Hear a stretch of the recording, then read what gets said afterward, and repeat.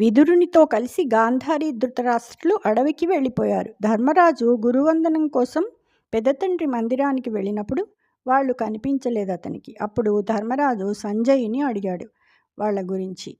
సంజయుడు తనకు తెలియదని కంటనీరు పెట్టుకున్నాడు. ఇంతలో నారదుడు తుంబురునితో కలిసి వచ్చాడు. అప్పుడు ధర్మరాజు తమ్ములతో సహా పూజించి నారదుని ఇలా అడిగాడు.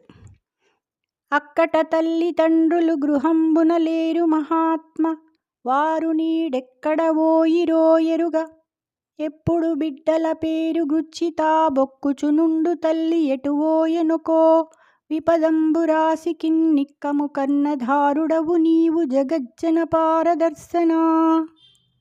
మహాత్మా, నా తల్లిదండ్రులు ఇంట్లో లేరు, వారెక్కడికి వెళ్ళారో తెలియదు. ఆ తల్లి సదా పిల్లల పేర్లు తలుచుకుని విలిపిస్తూ ఉండేది. ఇప్పుడు ఎక్కడికి వెళ్ళిందో ఏమో.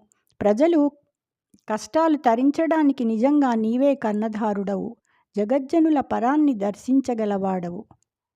జై శ్రీకృష్ణ.